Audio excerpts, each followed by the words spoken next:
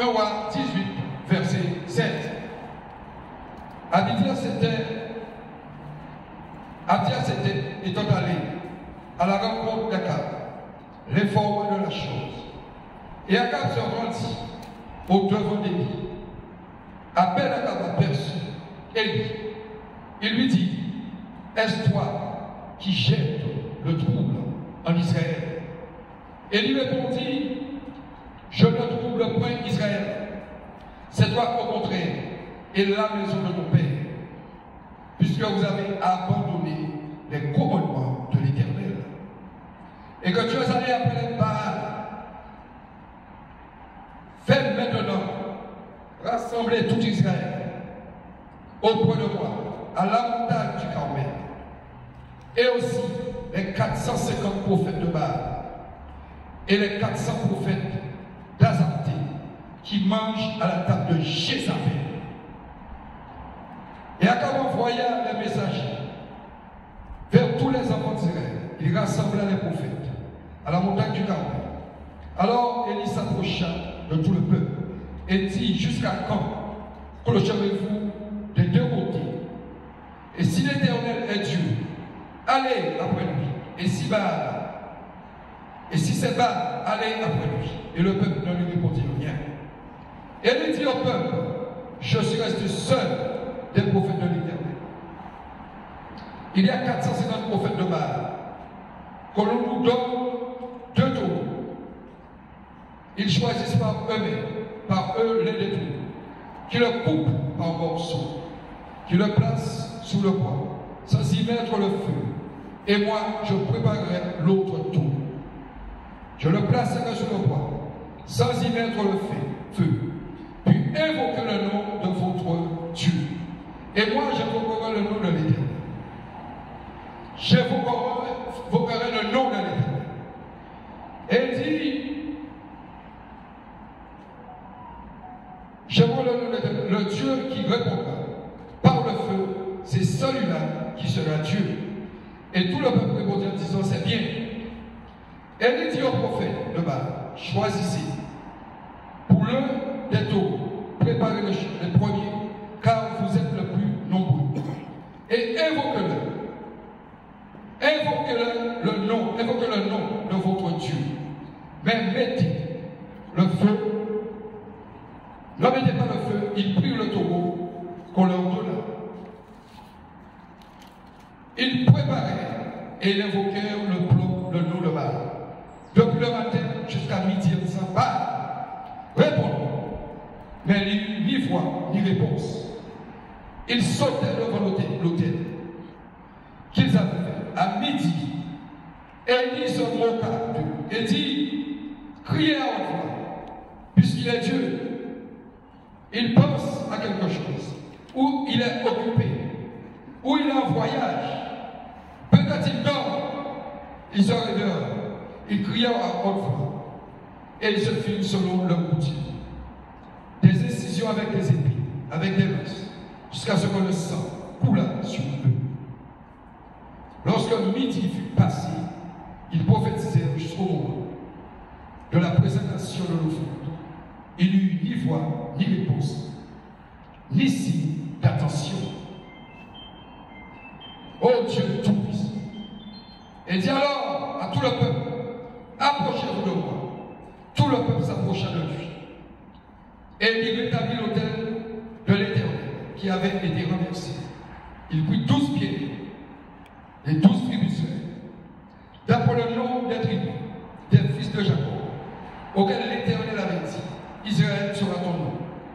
Et il bâtit avec ses pieds sur l'autel et au nom de l'Éternel. Il fit autour de l'autel un fossé de la capacité de 2 mesures de secours. Il arrangea le bois et coupa le taureau par morceaux et le plaça sur le bois. Puis il dit, remplissez d'eau 4 cruches et versez-les sur l'holocauste et sur le bois.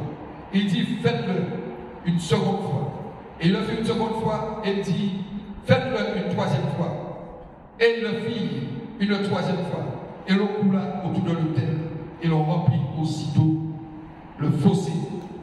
Et au moment de la présentation de l'offrande, et le prophète avança, dit Éternel Dieu là-bas, car je suis ton serviteur. Et j'ai fait toutes ces choses par ta parole. Réponds-moi. Éternel, réponds-moi, afin que ce peuple reconnaisse que tu es l'Éternel et que c'est toi qui ramène le Dieu. Et le feu de l'Éternel tomba, il consuma l'holocauste, le bois et les pierres et la terre, il absorba l'eau qui était dans la fossée. Et quand tout le peuple vit cela, ils tombèrent sur le visage et dirent, c'est l'Éternel qui est Dieu, c'est l'Éternel qui est Dieu, c'est l'Éternel qui est Dieu, c'est l'Éternel qui est Dieu. Oh Jésus! Ah bien voici, je dis qu'ils aient cherché leur Dieu et que leur Dieu puisse leur répondre. Il y a une sœur qui est venue me voir, on a parlé. Et voici celui qui a déposé son Dieu devant sa porte. Mais son Dieu est en train de flétrir et de tourner ensemble. Leur Dieu n'existe pas. Leur Dieu n'a pas de réponse. Leur Dieu fait la main des hommes. Leur Dieu descend des hommes. Mais notre Dieu est plus puissant que leur Dieu. Notre Dieu est plus puissant que leur Dieu. Notre Dieu détruit toute sorcellerie. Notre Dieu, alléluia. Dieu nous donne cette autorité. C'est écrit dans le livre d'Éphésiens. C'est écrit dans le livre de Luc. C'est écrit dans le livre de Matthieu. Nous sommes le Fils et les enfants de l'Éternel. Car l'Éternel est notre Père qui est aux cieux. Et son nom soit sanctifié afin de détruire le Dieu de Baal, tous les dieux qui ont été faits par la main des hommes. Alléluia. Aujourd'hui, je dis à quelqu'un, leur Dieu qu'ils ont mis pour toi, leur Dieu fait de bois, appelle-les, et dis, crie mon Dieu, et demandez si mon Dieu n'est pas à manger, demandez s'il va dormir, demandez s'il va à Boutagada, demandez s'il va en vacances. Oh, il dit, réponds, mais je dis là, Dieu peut leur répondre à quelqu'un. Je suis ton Dieu, et leur Dieu à eux est détruit au nom de Jésus. Leur Dieu est détruit. Comment Dieu nous montre? À travers le cerveau, à travers le livre de roi, à travers le livre de Genèse, à travers le livre de Dieu. Alléluia! Leur Dieu là n'est pas de Dieu, car nous sommes les maintenant, les membres, les serments du corps et du corps et du corps et du corps du Christ. Oh Jésus! Voyez comment Dieu peut faire les choses. Qui peut nous détruire? Qui peut nous détruire? Nous avons ce mur qui est la puissance, qui est terminable et qui est avec nous.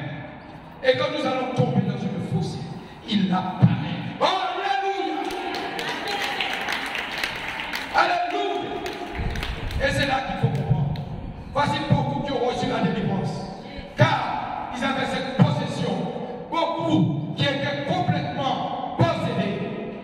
Leur Dieu, on leur a donné un Dieu qui n'est pas un Dieu, qui n'est pas un saint, qui n'est pas un Dieu de lumière. C'est un ange de lumière. Et qui les a trompés. Et je dis à quelqu'un aujourd'hui, appelle ton nom, appelle le nom de l'Éternel, il te répondra. Et on va terminer dans le livre de Matthieu. Matthieu 11. Pour détruire toutes choses. Matthieu 11. Je prends le premier verset. Regardez. Lorsque Jésus eut achevé de donner ses instructions à ses 12 disciples, les 12 tribus d'Israël, écoutez bien, il partit de là pour enseigner et prêcher dans la ville du pays. Et Jean avait entendu parler dans sa prison des œuvres du Christ et lui par ses disciples, es-tu celui qui doit venir ou devons-nous en attendre rapporter le nôtre? Jésus leur répondit, allez rapporter ce que vous entendez et ce que vous voyez. L'éternel m'a oué. Que les aveugles voient, oh Jésus. Que les boiteux marchent, oh Jésus. Oh Jésus. Les lépreux sont purifiés et les sourds entendent. Les morts rentrent dans une résurrection parce que nous sommes debout. Mais parfois, nous sommes déjà morts. Et aujourd'hui, celui qu'on avait déjà tué, il est ressuscité. Ou elle est ressuscitée. Elle rentre dans une résurrection par le nom de Jésus. Et a détruit toute oppression, toute compassion, toute chose qui n'est pas dans l'éternel. Ce qui est la parole proclamée, la parole de la bénédiction, la parole de la sorcellerie. Voici les ça. Alléluia. Et voici, il se dit, annoncer aux pauvres, heureux celui pour qui je ne serai pas une occasion de chute. Si tu ne passes pas par Jésus, comment peux-tu détruire cette sorcellerie qui a été mise sur toi, sur tes enfants, afin de les pousser dans la main, afin de te mettre dans une oppression, afin de déclencher de la maladie sur toi, toute forme de maladie, ulcère, cancer. Oh Jésus! Et là, tu appelles à cela. Il dit, passe par moi. Et j'ai envoyé Jésus. Il y avait le Saint-Esprit qui, que le Dieu Tout-Puissant avait donné à David, à Saül, à Samuel. Mais là, il a envoyé Jésus, qui émane toutes choses, afin que nous sortions de cette malédiction. Et que nous brisions cette sorcellerie. Alléluia! On ne peut pas détruire la sorcellerie si on n'a pas aussi une vie de prière. Si on n'a pas une vie de prière, la prière fait roi du juste. Dans le livre de Jacques, dans le livre de Pierre, il parle de ce moment de tempérance, ce moment de patience, ce moment d'humilité. Et là aussi il dit, quand vous êtes faible, je suis fort. Amen. Ça veut dire que vous êtes déjà fort. Dans la faiblesse, vous m'appelez et je veux vous ressusciter. Dans la faiblesse, vous m'appelez, je vous donne une résurrection. Alléluia. Somme 46, on va terminer. Verset 17. Car Dieu est bon, Dieu sait, il connaît le cœur de tout chacun. Il sait pourquoi aujourd'hui. Somme 46, verset 17. Il dit, je prends le verset 7, tourne vers moi le regard et aie pitié de moi. Donne la force, oh Jésus, à ton serviteur et sauve le fils de ta servante.